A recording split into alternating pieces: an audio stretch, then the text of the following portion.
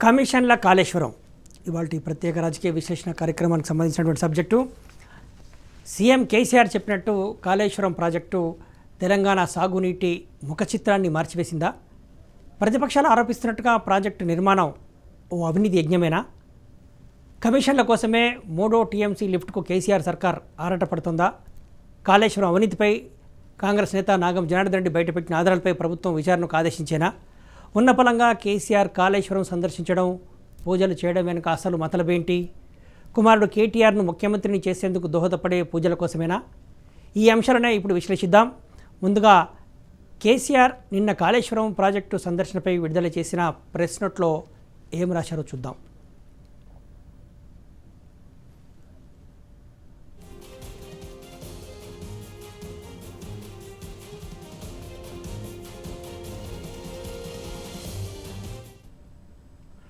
పంట పొలాలకు సాగునీరు అందించే కళ కాళేశ్వరం ప్రాజెక్టు ద్వారా సాకారమవుతుందంటూ సీఎం కేసీఆర్ సంతృప్తి వ్యక్తం చేశారు. ప్రాజెక్టు నిర్మాణ పురోగతిని అధికారులతో కలిసి మంగళవారం పరిశీలించిన కేసీఆర్ మేడిగడ్డ వద్ద 99.7 మీటర్ల ఎత్తులో 16.17 టీఎంసీల నీరు నిల్వ ఉండడంతో బ్యారేజీలు సముద్రాన్ని తలపిస్తున్నాయంటూ వర్ణించారు. కాళేశ్వరం ప్రాజెక్టు ద్వారా మేడిగడ్డ నుండి ఎల్లంపల్లి, మిడ్మానేరు, ఎల్ఎండి, మల్లన్న సాగర్, కొండపోచమ్మ సాగర్, బస్వాపూర్, గందిమల రిజర్వాయర్లకు ప్రతి ఏటా నీరందుతుందన్నారు. నిజాం సాగర్తో పాటు అవసరమైతే ఎస్ఆర్ఎస్పి కూడా కాళేశ్వరం ప్రాజెక్టు నుండి పంపింగ్ చేయడానికి ప్రభుత్వం ఏర్పాట్లు చేస్తుందన్నారు.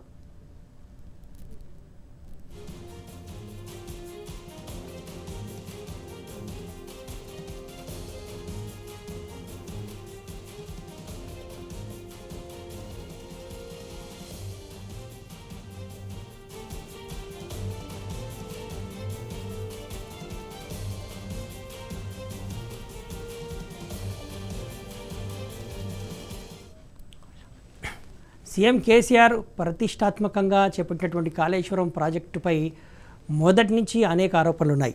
ఈ ప్రాజెక్టు కమిషన్ల ప్రాజెక్ట్ అని, 40,000 కోట్లతో ప్రాజెక్టు అంచనా వ్యయం ఇప్పుడు ఏకంగా 3 ఇంతలు పెరిగిందని, 1,20,000 కోట్లకు పెరిగిందని, ఇంత ఎస్కలేషన్స్ ఎక్కడా ఉండవు అనేటువంటి ఆరోపణలు ఉన్నాయి. అయితే దీనిపైన కాంగ్రెస్ నేత నాగం జనార్దన్ రెడ్డి తాజాగా రైట్ టు ఇన్ఫర్మేషన్ కింద కొంత సమాచారాన్ని సేకరించి ఇందులో అవినీతి జరిగింది, దీని మొత్తం మీద 5,662 కోట్ల రూపాయల అవినీతి జరిగింది, కొన్ని ప్యాకేజీల లోపల మాత్రమే అనేది నాగం జనార్దన్ రెడ్డి ఏమన్నారో చూద్దాం. కాళేశ్వరం ప్రాజెక్టు నిర్మాణంలో అంతులేని అవినీతి జరిగిందన్నారు నాగం జనార్దన్ రెడ్డి. దీనిపై బహిరంగ చర్చకు రావాలని ఇరిగేషన్ ఈఎన్సీలు, రిటైర్డ్ ఇంజనీర్లకు సవాల్ విసిరారు. తాను చేసిన ఆరోపణలను ఆధారాలతో సహా నిరూపించేందుకు రెడీగా ఉన్నట్లు చెప్పారు. కాళేశ్వరం ప్రాజెక్టు 6, 8, 10, 11 ప్యాకేజీల్లోనే 5,662 కోట్ల రూపాయల అవినీతి జరిగిందన్నారు నాగం. కాళేశ్వరం ప్రాజెక్ట్ పనుల్లో భారీ అవినీతి జరిగినా జరగలేదని వాదిస్తూ తెలంగాణ ప్రజానీకాన్ని తప్పుదోవ పట్టించే ప్రయత్నం చేస్తున్నటువంటి ఈ ఈఎన్సీలకు, విశ్రాంతి ఇంజనీర్లకు నేను బహిరంగ సవాల్ విసురుతా ఉన్నాను. నేను ఈ యొక్క ప్రాజెక్ట్ లోపల ఈఎండ్ఎం ఎక్విప్మెంట్ 6, 8, 10, 11 ప్యాకేజీలకు సంబంధించి ఆర్టీఐలో బిహెచ్ఎల్కి వెళ్ళి తీసుకున్న సమాచారం ఇది. ఇందులో స్పష్టంగా 6వ ప్యాకేజీలో మీ యొక్క అగ్రిమెంట్ విలువలు 2,251 కోట్లు ఉంటే బిహెచ్ఎల్ మీకు సప్లై చేస్తున్నది 530 కోట్లకు. 8వ ప్యాకేజీ లోపల 2,548 కోట్లు ఉంటే మీరు బిహెచ్ఎల్ సప్లై చేస్తున్నది కేవలం 519 కోట్లకు. అదేవిధంగా 11వ ప్యాకేజీలో 1,117 కోట్లు ఉంటే సప్లై చేస్తున్నది 305 కోట్లకు.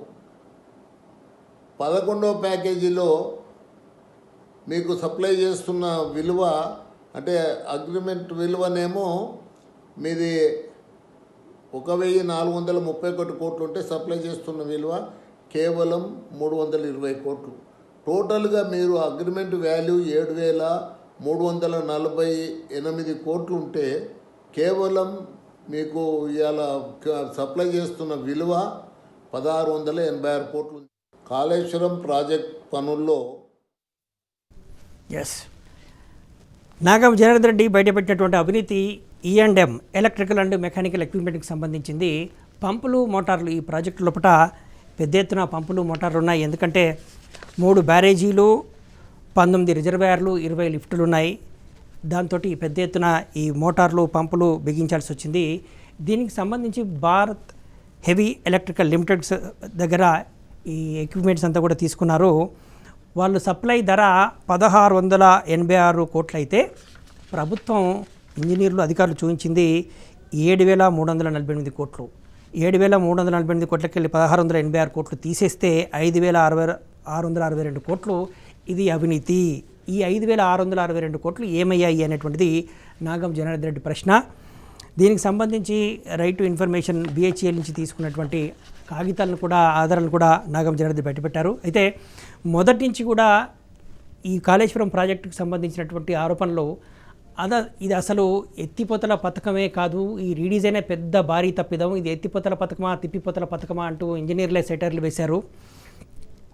కానీ 40,000 కోట్లతో పూర్తి కావాల్సినటువంటి ప్రాజెక్టు 1,20,000 కోట్లకు పెరిగింది. పోనీ ప్రాజెక్టు కాస్ట్ ఎస్కలేట్ అయినప్పటికీ సాగు ఆయకట్టు ఏమైనా పెరిగిందంటే అది ఏమాత్రం పెరగలేదు. ఆయకట్టు పెరగకుండా ప్రాజెక్టు నిర్మాణ అంచనా వ్యయం మాత్రం 3 ఇంతలు పెరగడంలో మతలబేంటి అనేటువంటివే దీని వెనుక ఉన్నటువంటి అవినీతి అనేటువంటిది. 2016 నుంచి ఈ ప్రాజెక్టు నిర్మాణ పనులు ప్రారంభమైన 4 ఏళ్లుగా ఇవే ఆరోపణలు వస్తున్నప్పటికీ ఎక్కడ కూడా ప్రభుత్వం మాత్రం స్పందించట్లేదు. దీనిపైన బీజేపీ రాష్ట్ర అధ్యక్షుడు బండి సంజయ్ కూడా కామెంట్ చేశారు. ఈ కాళేశ్వరం ప్రాజెక్టు అంచనా వ్యయం భారీగా పెరగడం పైన మొత్తం లీడర్లంతా ఏమన్నారో ఒకసారి చూద్దాం. కాళేశ్వరం ప్రాజెక్టు నిర్మాణ అంచనా వ్యయం భారీగా పెరగడంపై సర్వత్రా విమర్శలు వెల్లువెత్తుతున్నాయి. కాళేశ్వరం ప్రాజెక్టు నిర్మాణంలో భారీ అవినీతి జరుగుతోందని బీజేపీ రాష్ట్ర అధ్యక్షుడు బండి సంజయ్ విమర్శించారు. కాళేశ్వరం నుంచి 2 టీఎంసీల నీటిని ఎత్తిపోయడం సాధ్యం కావడం లేదని, అలాంటిది 3వ టీఎంసీ లిఫ్ట్ అనేది కేవలం కమిషన్ల కోసమే అని ఆరోపించారు బీజేపీ రాష్ట్ర అధ్యక్షుడు బండి సంజయ్.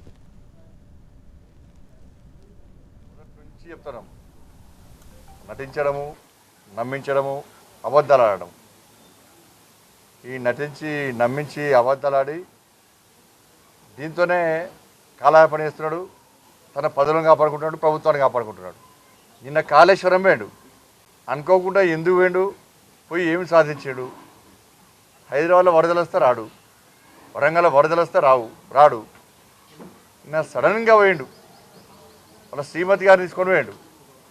నాకు అందుకే అనుమానం వచ్చింది, నేను అసలు ఏం చేస్తుంది, దేనికోసం ఏంటో నేను తెలుసుకున్న వాస్తవ విషయం ఏంటనేది. ఆయన కళ సాకారమైందట. ఆ సాకారమైన కళను చూసి ప్రజలు చూపించడానికి పోయినట్టు. ఇంత అబద్ధాలంటే ఇవాళ నువ్వు ఆ 2 టీఎంసీల ద్వారా నువ్వు సాధించింది ఏంది, ఈ 2 సంవత్సరాలు సాధించింది ఏంది. మళ్ళీ 3వ టీఎంసీ అన్నాడు. 3వ టీఎంసీకి ఏం చెప్పిండు, 1 ఎకరాకు నిలియా, 1 చుక్క నిలవయ్యా నేను. మరి అన్నప్పుడు 3వ టీఎంసీ ఎందుకు అని చెప్పి అంటున్నాను. 25,000 కోట్ల రూపాయలు మళ్ళీ చంపడానికి, మళ్ళీ కొత్త దుకాణం సాడేసి మళ్ళీ సీతారామ తుపాకుల గూడెం అని చెప్పి 2-3 చెప్పాడు. మళ్ళీ దాంతో 50,000 కోట్లు చంపుతాడు. అంటే ఈ 2 సంవత్సరాల్లో మళ్ళీ ఒక 3 లక్షల కోట్లు చంపడానికి, దుబ్బిపోవడానికి ముఖ్యమంత్రి ప్లాన్ చేసిండు. సక్సెస్ చేయబోతున్నాడు. ఎస్, బీజేపీ రాష్ట్ర అధ్యక్షుడు బండి సంజయ్ చేసిన కామెంటు 2 టీఎంసీలే ఎత్తిపోతలు సాధ్యం కానప్పుడు 3వ టీఎంసీ ఎందుకన్నది. ఈ 3వ టీఎంసీ కోసం 28,000 కోట్ల రూపాయల నిర్మాణ వ్యయాన్ని ప్రభుత్వం ప్రతిపాదించింది. ఇక్కడే అనుమానాలు వస్తున్నాయి. కమిషన్ల కోసమే ఈ 3వ టీఎంసీ అనేటువంటిది. ఇక్కడ 2 టీఎంసీలకే సాధ్యమైతే లేదు. ఇప్పటికీ ఈ 2 ఏళ్లలో కాళేశ్వరం నుంచి 1 ఎకరాకు కూడా నీళ్ళు ఇవ్వలేదు అనేటువంటిదే రైతులు ఆరోపిస్తున్నారు, రైతు సంఘాలు ఆరోపిస్తున్నారు, ప్రతిపక్షాలు ఆరోపిస్తున్నాయి. మొత్తం భారీ వర్షాలు కురవడం వల్లే చెరువులు కుంటలు నిండాయి తప్ప కాళేశ్వరం ప్రాజెక్టు ద్వారా, వాటి కాలువల ద్వారా చెరువులు కుంటలను నింపలేదు. ఇది రైతులు చెప్తున్నటువంటి మాట, రైతు సంఘాలు చెప్తున్నటువంటి మాట. ఇక ఇతర పార్టీలు ఏ విధంగా కామెంట్ చేస్తున్నా చూద్దాం. కాంగ్రెస్ నేత ఎమ్మెల్సీ జీవన్ రెడ్డి ఏమంటారో చూద్దాం. కాళేశ్వరం ప్రాజెక్టు అతిపెద్ద స్కామ్ అని తీవ్రస్థాయిలో మండిపడ్డారు కాంగ్రెస్ ఎమ్మెల్సీ జీవన్ రెడ్డి. కాళేశ్వరం అవినీతిని ఆధారాలతో సహా నిరూపిస్తామన్నారు. కాళేశ్వరంలో 3వ టీఎంసీ ఎత్తిపోయడం అనేది కమిషన్ల కోసమే అని జీవన్ రెడ్డి కూడా ఆరోపించారు. జీవన్ రెడ్డి గారు ఏమన్నారో చూద్దాం. ఏ అనుమతులు లేకుండా ఇక్కడ చెప్పదలుచుకుంది ఏంటంటే, వీళ్ళు నువ్వు ఏ అనుమతులు లేకుండా అదనపు టీఎంసీ ఎత్తిపోసే ప్రయత్నం చేయడంతో దీన్ని ఆసరాగా సాకు చేసుకొని అదే మన పొరుగు రాష్ట్రం ఆంధ్ర రాష్ట్రం జగన్మోహన్ రెడ్డి ఏదైతున్నదో కృష్ణా నదీ జలాలను అక్రమంగా తరలించకపోతున్నాయని చెప్పంటున్నాను. ఇలా గోదావరిలో నువ్వు ఈ అదనపు టీఎంసీ ఇవాళ నీకు అవసరం లేదు, ఇంకా నీకు అవసరం లేని అదనపు టీఎంసీ కొరకు ఏదైతున్నదో అక్కడ కృష్ణాలో ఏదైతుందో పొరుగు రాష్ట్రం జగన్మోహన్ రెడ్డికి నువ్వు అవకాశం కల్పించి ఇవాళ పోతిరెడ్డిపాడు 1,00,000 క్యూసెల్గా పెంచడంతో రోజుకు 3 నుండి 4 టీఎంసీ ఎత్తుకపోతాడే. డైలీ 3 to 4 టీఎంసీ అంటే ఎవ్రీ మంత్ 120 టీఎంసీ పోతాయి. ఈవెన్ మీకు నాగార్జున సాగర్ కూడా పట్టిపోయే పరిస్థితి వస్తుంది చెప్పంటే, నాగార్జున సాగర్ కూడా చెప్పంటూ నేను శ్రీశైలం పవర్ ప్రాజెక్ట్ కూడా ప్రశ్నార్థకమవుతాయని చెప్పంటూ నేను వీళ్ళు ఏ అనుమతులు లేకుంటే ఇక్కడ చెప్పదలుచుకుంది ఏంటంటే వీళ్ళు నువ్వు ఏ అనుమతులు లేకుండా అదనపు టీఎంసీ. ఎస్, జీవన్ రెడ్డి గారు చేస్తున్న ఆరోపణలో ఒక ఇంట్రెస్టింగ్ పొలిటికల్ పాయింట్ కూడా ఉంది.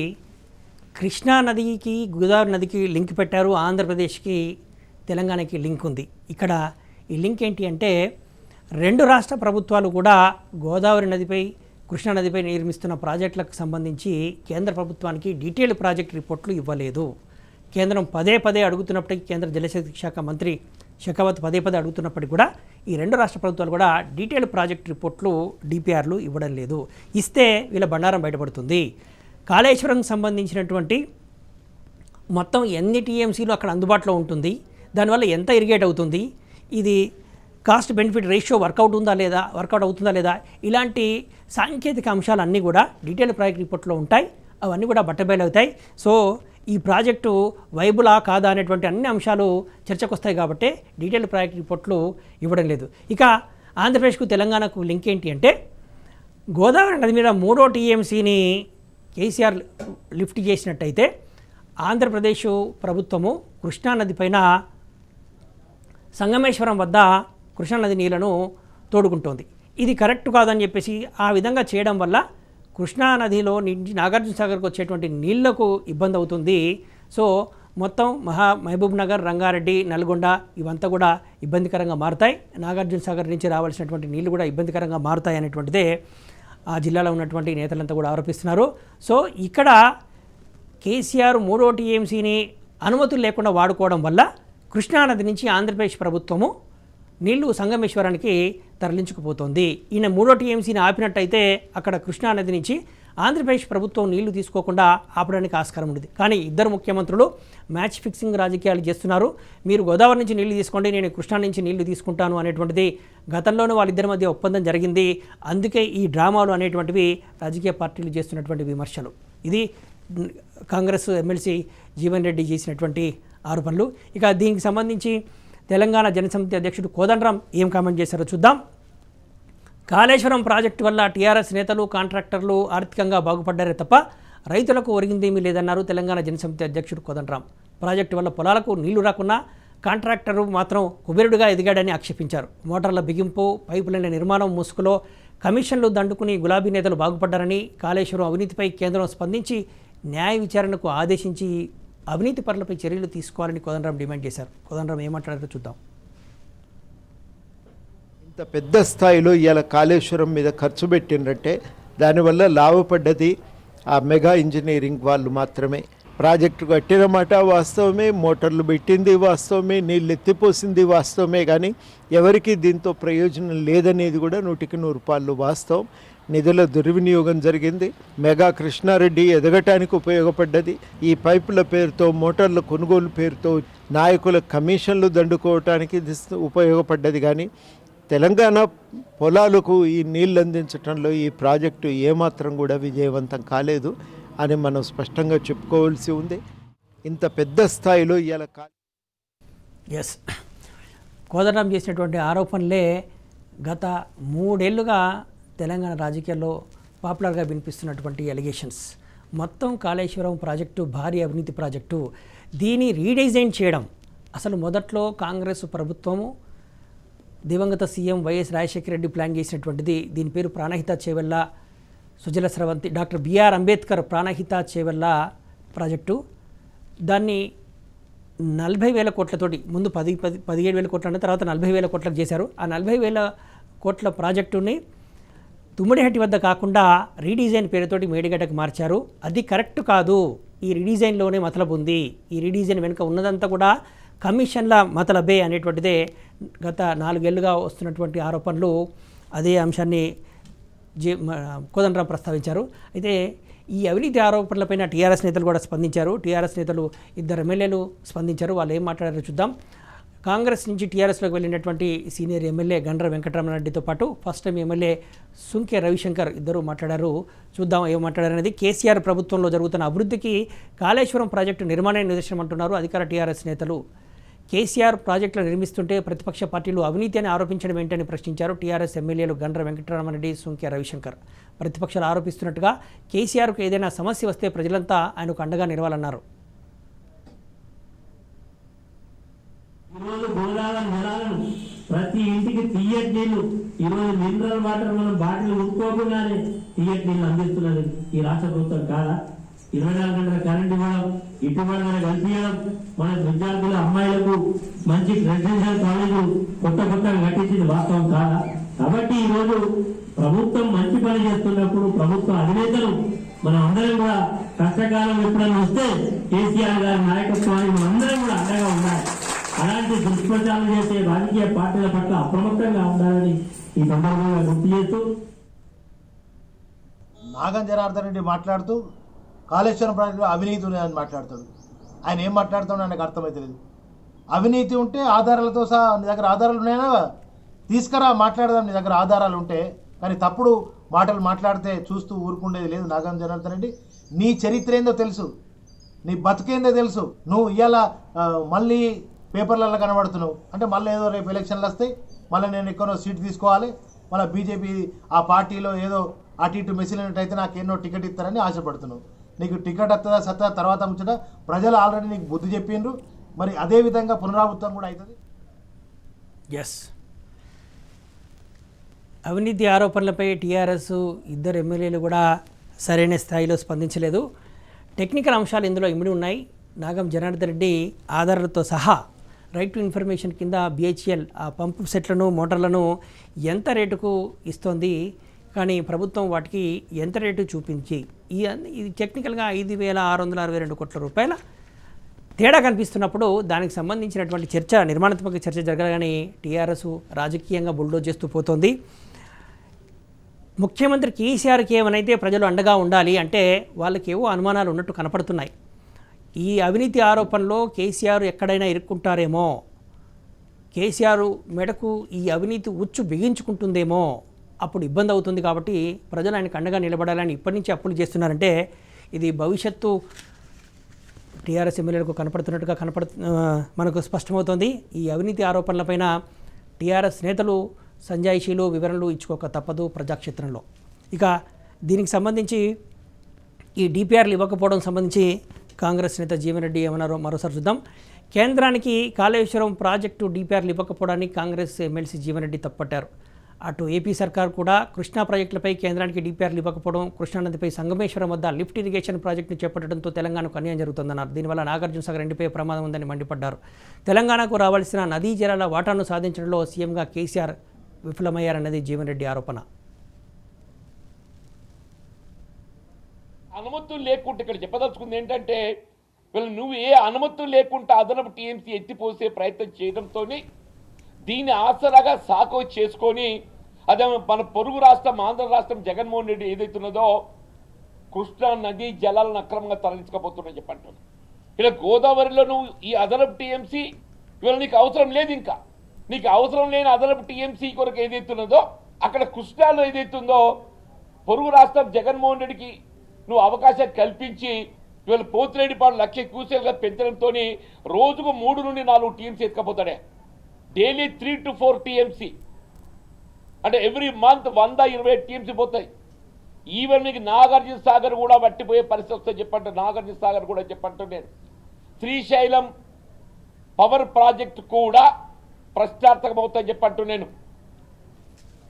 ఎస్, 2 రాష్ట్ర ప్రభుత్వాలు కూడా దీనికి సంబంధించి DPRలు కేంద్రానికి ఇచ్చి ఉన్నట్టయితే మొత్తం వివరాలన్నీ కూడా ప్రజాక్షేత్రంలో ఉండేటువంటివి, వాళ్ళ బండారాలు బయటపడేటువంటిది. కానీ 2 ప్రభుత్వాలు కూడా మ్యాచ్ ఫిక్సింగ్ రాజకీయాలు చేస్తూ DPRలు ఇవ్వడం లేదు. కేంద్రం అనుమతులు లేకుండా ప్రాజెక్టులు కడుతున్నారు. ఇవి ఆరోపణలు. ఇంతకుముందుకే మనం అనుకున్నట్టుగా కృష్ణానదీ జలాలను ఆంధ్రప్రదేశ్ ప్రభుత్వం తరలించుకుపోతోంది, దానివల్ల ఇబ్బంది అవుతోంది. అలాగే దానికి కారణం ఏం చెప్తుందంటే గోదావరి నదీ జలాలను తెలంగాణ వాడుకుంటుంది కాబట్టి ఆంధ్రప్రదేశ్ వేరే మార్గం లేకుండా కృష్ణానది నుంచి వాడుకుంటుంది అనేటువంటిది.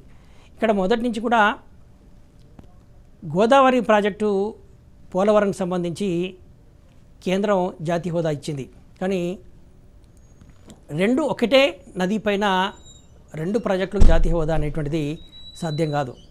కాళేశ్వరానికి ఎట్టి పరిస్థితుల్లో అది సాధ్యం కాదు. దీనికి సంబంధించినటువంటి నిబంధనలు స్పష్టంగా ఉన్నాయి. కానీ కేంద్రం నుంచి నిధులు అడుగుతున్నటువంటి కేసీఆర్ సర్కార్ కేంద్రానికి డిపిఆర్లు ఎందుకు ఇవ్వరు, కేంద్రం అనుమతులు లేకుండా ఈ ప్రాజెక్టులు కట్టడం ఏంటనేటువంటివి నిపుణులు చెప్తున్నటువంటి దానికి ప్రభుత్వం నుంచి 4 ఏళ్లుగా ఎలాంటి సమాధానం లేదు. ఇక ఇంకో కీలకమైన అంశము బీజేపీ రాష్ట్ర అధ్యక్షుడు బండి సంజయ్ బయటపెట్టారు. అసలు ఉన్న పలంగా సీఎం కేసీఆర్ సతీ సమేతంగా కాళేశ్వరంకి ఎందుకు వెళ్ళారు, పూజలు ఎందుకు చేశారనేటువంటిది ఆసక్తికరంగా ఉంది. ఆయన ఏమంటారో చూద్దాం. సీఎం కేసీఆర్ ఉన్నపలంగా కాళేశ్వరం పర్యటనకు వెళ్ళడం వెనుక అసలు ఉద్దేశం కుమారుడు కేటీఆర్ను ముఖ్యమంత్రిని చేయడమే అని సంచలన వ్యాఖ్యలు చేశారు బీజేపీ రాష్ట్ర అధ్యక్షుడు బండి సంజయ్. కాళేశ్వరం వద్ద కేసీఆర్ తన సతీమణితో కలిసి పూజలు చేయడం వెనుక కుటుంబ స్వార్థం తప్ప మరేమీ లేదన్నారు. ఫామ్ హౌస్లో కుమారుడు కేటీఆర్ను సీఎం చేయడానికి దోష నివారణ పూజలు చేశారని, అందుకు సంబంధించిన వాటిని గోదావరి జిల్లాలో కలిపేందుకే కేసీఆర్ దంపతులు కాళేశ్వరం వెళ్లారని ఆరోపించారు బండి సంజయ్. ఇంతవట్టిదే ఆయనే వాళ్ళ శ్రీమతిని తీసుకోపోవడానికి కారణం ఏంటంటే 3 రోజులుగా ఆయన తన ఫామ్ హౌస్లో వాళ్ళ కొడుకును ముఖ్యమంత్రి చేయడానికి దోష నివారణ పూజలు చేసిండు. అర్చకులతోని దోష నివారణ పూజలు చేసిన తర్వాత ఆ ద్రవ్యమో వస్తువులను తీసుకుపోయి కాళేశ్వరంలో త్రివేణి సంఘంలో కలపాలి. ఇది అర్చకులు చెప్పారు. కాబట్టే ఆయన శ్రీమతి గారు తీసుకొని పోయి అవి కలపడానికి మాత్రమే పోయిండు. అది బయట పడకుండా ఆయనకి ఇబ్బందులు వస్తాయని చెప్పి నేను కాళేశ్వరం ప్రాజెక్టు కళ సాకారమైంది చూడడానికి పోతున్న కళ సాకారం ఎప్పుడైతుందంటే తన కొడుకును ముఖ్యమంత్రి చేసే కళను సాకారం చేసుకోవడానికి దోష నివారణ పూజలు చేసి ఇవాళ పోయి కాళేశ్వరంలో ద్రవ్యం గడపడానికి పోయింది తప్ప దేనికి కాదు. ఇది ప్రజలు మళ్ళీ మోసం చేస్తున్నాడు, మళ్ళీ వంచిస్తున్నాడు. నిజంగా ఇంత అబద్ధాల ముఖ్యమంత్రి ప్రపంచంలో ఇవ్వలేడు. తెలంగాణ ప్రజలు అమాయకులు కాదు, అందరికీ ఆల్రెడీ అనుమానం వచ్చింది. ముఖ్యమంత్రి చెప్పా పెట్టకుండా ఎందుకు వేయండు, ఇలా భార్యను తీసుకొని ఎందుకు వేయండు, ఏం కలిపిండు అలా. రాష్ట్ర కొడుకును ముఖ్యమంత్రి చేయడం గతంలో యాగాలు చేసిండు. కట్నే నేను యాగాలు చేసిన పూజలు చేసినట్టు అప్పుడు ప్రజలు గుర్తించి గమనించారు. అప్పటి నుంచి తన కుటుంబం కోసం తన స్వార్థ రాజకీయాల కోసము యాగాలు పూజలు చేస్తూ నేనే యాగాలు చేస్తున్నాను, నేనే పూజ చేస్తున్నాడు. నిన్న కూడా 3 రోజులు యాగాలు చేసిండు దోష నివారణ కోసము, తన కొడుకును ముఖ్యమంత్రి చేయడానికి, ఆ ద్రవ్యం కలపడానికి కాళేశ్వరం సకుటుంబ సమేతంగా వేయండు. పోయి కలిపి వాళ్ళ బయటికి మాత్రం నేను కాళేశ్వరం ప్రాజెక్టును చూస్తున్నా కళ సాకారమైంది అని చెప్పి చెప్తున్నాను. ఇదంతా అబద్ధం, మొత్తం జూటా మాటలు, అన్ని అబద్ధాల మాటలు. నిజంగా ఇంతకంటే దౌర్భాగ్యం ఇంకోటి కాదు. దయచేసి తెలంగాణ ప్రజలు వాస్తవం. Yes, BJP chief Bandi Sanjay చెప్పినటువంటి వ్యాఖ్యలు తెలంగాణ ప్రజల్ని ఆలోచింపజేస్తున్నాయి. నిన్న ఉన్నపలంగా సీఎం కేసీఆర్ కాళేశ్వరం ప్రాజెక్టు సైట్కి వెళ్ళడం, కుటుంబ సమేతంగా వెళ్ళడం, అక్కడ పూజలు చేయడము, ఆ జలాలకు వేద పండితుల నుంచి కూడా పూజలు చేయడం అనేటువంటిదే కొద్దిగా ఆసక్తికరంగా ఉంది. అక్కడ ఎక్కడా సమీక్ష చేసినట్టు కనపడట్లేదు. అది ఇంతమందిని తీసుకొని పోవడం. ఇరిగేషన్కి సంబంధించినటువంటి సమీక్షకైతే చీఫ్ సెక్రటరీ ఉన్నారు, తర్వాత రజత్ కుమార్ ఉన్నారు, ఇంకో 2 ENCలు ఉన్నారు. వీళ్ళు 4 సరిపోతుంది. వీళ్ళతో సంబంధం లేకుండా ఇంతమంది మంత్రులు, కుటుంబ సభ్యులు వీరందరూ పోవడం అనేటువంటిదే ఈ అనుమానాలకు తావిస్తోంది. గత ఏడాది కాలంగా సీఎం కేసీఆర్ తన కుమారుణ్ణి ముఖ్యమంత్రిని చేయడం కోసము ప్రయత్నాలు చేస్తున్నారు. ఆ కుటుంబంలో అలజడి ఉంది, అంతఃపురంలో అలజడి ఉంది. కేటీఆర్ను ముఖ్యమంత్రి చేయాలని కుటుంబ సభ్యుల్లో భిన్నాభిప్రాయాలు ఉన్నాయి. దీనిపైన పార్టీలో కూడా భిన్నాభిప్రాయాలు ఉన్నాయి. కొందరు మంత్రులు ససమీర అంటున్నారు కేటీఆర్ను ముఖ్యమంత్రి చేసేందుకు. ఈ దోష నివారణ చర్యల్లో పూజలు చేశారు ఫామ్ హౌస్లో అనేటువంటిది కేసీఆర్. చాలా రోజులుగా ఆయన ఫామ్ హౌస్లో ఉంటారు. దానికి సంబంధించినటువంటి పూజలు చేశారు, యాగం చేశారు. వాటికి సంబంధించినటువంటివి గోదావరి జలాల్లో కలిపేందుకే వెళ్ళారనేటువంటిదే ఆరోపణ. ఇదే ఇప్పుడు పొలిటికల్గా రాష్ట్ర వ్యాప్తంగా హాట్ టాపిక్గా మారింది. ఉన్నపలంగా కేసీఆర్ వెళ్ళడం అనేటువంటిది. దాంతోపాటు ఈ అవినీతి, ఈ ప్రాజెక్ట్ అంతా కూడా మొదటి నుంచి కూడా ఇది కమిషన్ల కోసమే. ఎక్కడ కూడా వాళ్ళు పెట్టుకున్నటువంటి టార్గెట్ ఇది 18 లక్షల ఎకరాలకు సాగునీరు అందిస్తుంది. తర్వాత అంతే స్థాయిలో ఉన్న ఆయకట్టును స్థిరీకరిస్తుంది అనేటువంటిది ఇది సాధ్యం కాదు. ఉన్నటువంటి 170 టీఎంసీల నీటితోటి ఇన్ని లక్షల ఎకరాలు అనేటువంటిది సాధ్యం కానే కాదు అనేటువంటిది. ఒక టీఎంసీ తోటి 7-8 వేల ఎకరాలు మాత్రమే సాగవుతాయి. కానీ రాష్ట్ర ప్రభుత్వం చెప్తున్నటువంటి లెక్కలు మాత్రం 13,000 ఎకరాలు సాగవుతుంది అనేటువంటిది. ఇవి తప్పుడు లెక్కలు, ఈ అంచనాలు కూడా తప్పుడు అంచనాలు. కేవలం కమిషన్ల కోసమే 40,000 కోట్లతో పూర్తి అయ్యేటువంటి ప్రాజెక్టుని ఇప్పుడు 1,20,000 కోట్లకు తీసుకెళ్తున్నారు అనేటువంటిదే ఈ ఆరోపణలు. వీటన్నిటికీ కూడా ప్రభుత్వం వివరణలు సంజాయిషీలు ఇచ్చుకోక తప్పదు. ఇది ఈ కమిషన్ల కాళేశ్వరం అంశంపై విశ్లేషణ కార్యక్రమం. మరో అంశం మళ్ళీ కలుద్దాం. సెలవు.